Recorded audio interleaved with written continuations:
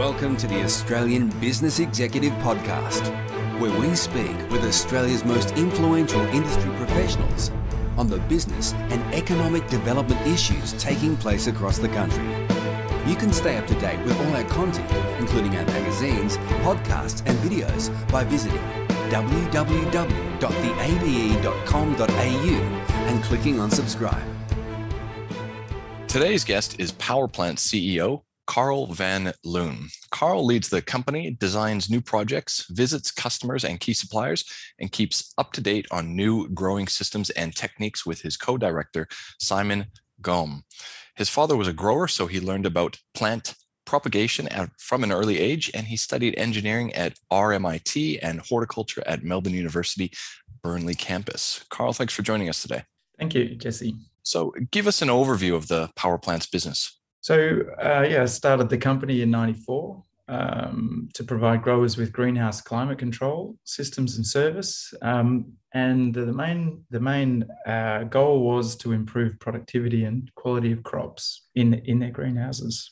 And over the years, our missions shifted to making horticulture much more sustainable, not only from using less resources, but also just to make growers' lives easier, and automation helps with that. So sustainability is on two fronts. We're also part of Netherlands-based PB Tech group, which is now also part of a much larger Atrium group of companies, which includes some very large glasshouse builders and designers and turnkey providers. We manufacture our own line of products here in Australia and make them here in Melbourne, including circulation fans, fogging systems, water dosing, and recycling systems for water, fertilizer and water, and also benching systems. We are always developing long-term relationships with our customers and expand with them as the business grows.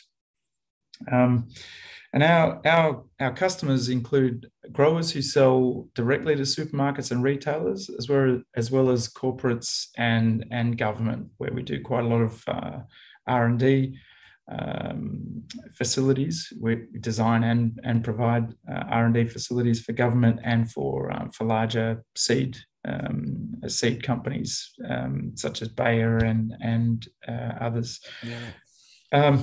We're also expanding quite a lot at the moment into New Zealand and Southeast Asia. We've got some very interesting projects coming up in vertical farming in Singapore and in other places. So the business is pretty exciting at the moment. Yeah, excellent. So I believe that is there 4 business units that make up the company? Do you want to, when we originally spoke with you, I had a little bit of a hard time understanding that. So do you want to break those down for us? Yeah, well, it started off right at the start in '94. It started with just climate systems. So we were putting in systems like cooling systems, heating, and so on, just to optimize the growing environment for plants. So that was the first division, and gradually over the years we added 3 more divisions. The controls and water systems division.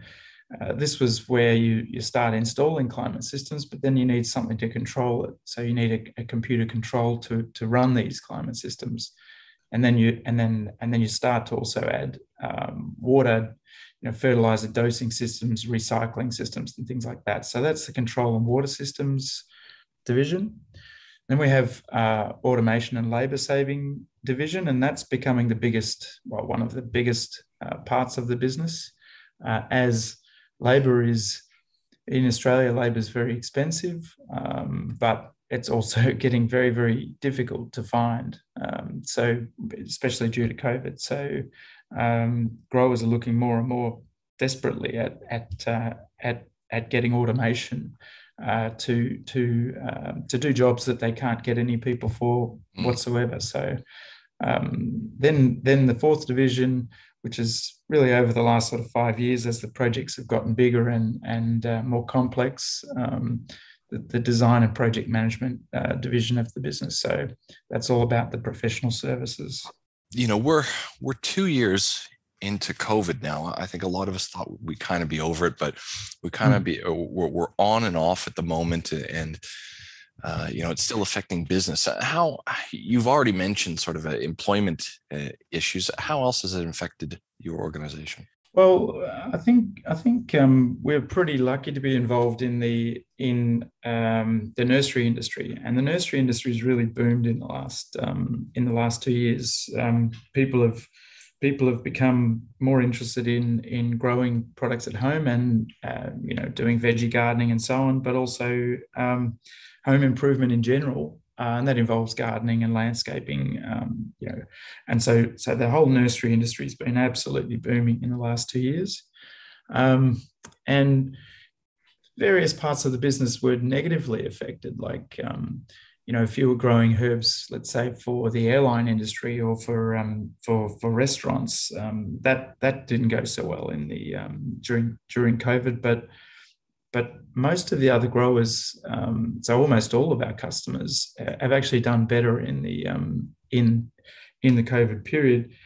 But it is become the biggest problem that they're having is not selling product, but actually finding the staff to grow the product. So that's becoming the biggest issue for the industry, and also our biggest issue right now too. So we're quite often got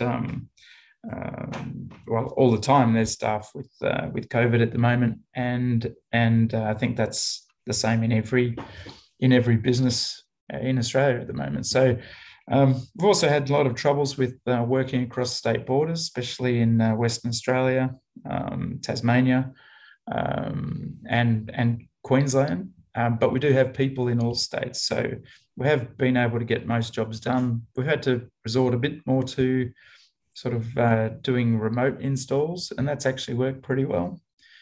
So that's a good thing for the future too. We can reduce our flights and all that sort of stuff by doing more projects, remote supervision. We've also had a lot of problems with supply chain, a lot of extra costs in freight and delays in freight. That's been a really big issue.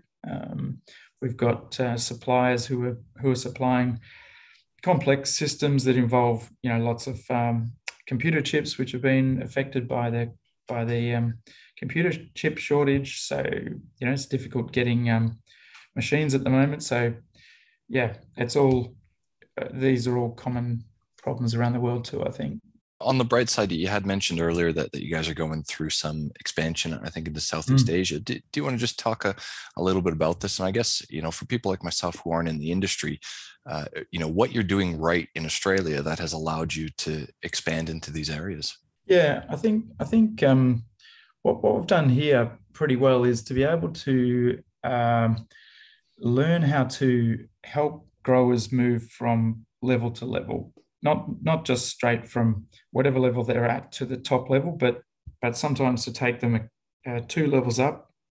Sometimes that just involves one piece of machinery, or it involves improving their greenhouse a bit, and it's taken them to a level that they're comfortable in.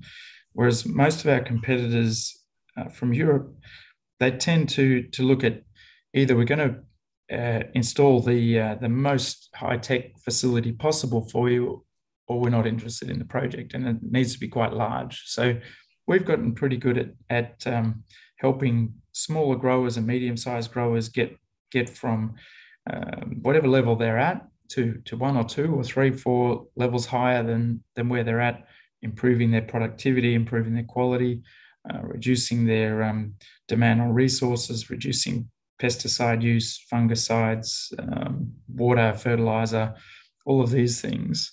And when we look into Southeast Asia, we're generally not looking at really big growers. Generally, you're looking at many, many small growers, and their needs are pretty similar to a lot of our growers in Australia. Right. So moving, using that same model, that's really what I see as our success, a key to our success in Southeast Asia. And beyond that, what do you think sort of the future holds for the organization in the medium to long term? Well, there's some pretty exciting things coming up in on the energy side of things. We're really interested in finding solutions for heating with gas and things like that. Finding better solutions, utilizing solar batteries, finding alternative methods of producing CO2 and getting it into the greenhouse so that plants can use it. So on the energy side of things, I think there's some pretty interesting things coming up in that area.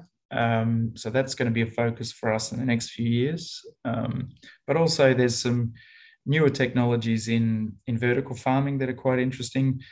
These I think are really interesting for large cities like Tokyo or very, very dense urban environments where there's a reasonable size middle class, and they're looking for good quality food and don't want to have a lot of food miles, want to have a very clean product, and vertical farming can provide that. So I think vertical farming will become a really interesting part of the industry, and we're pretty well placed to do that with a lot of really good suppliers in Europe.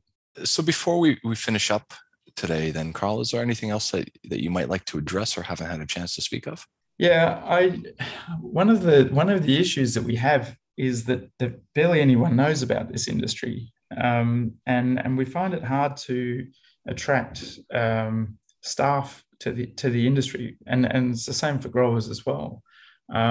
People don't really think of the horticultural industry as a career. They often think about it as something to do in the holidays or something like that, go and pick some fruit or something like that. But there's some pretty high tech and pretty well paid positions available in the industry and in our company as well. So really what I want to try and do is wherever I can promote this industry as a really vibrant, interesting industry that's also ticks all of the boxes as far as where we're going as a society, what we need to do as far as reducing resources, providing and producing really high quality food with less resources and so on. So, we're really looking for younger people who are really keen to make a difference in the world in these areas. And so if I can just raise the profile of the industry, that's really something that I'd like to do as well. Carl, thanks for your time. And if we can help you out, we're happy to. Yeah, thanks very much, Jesse.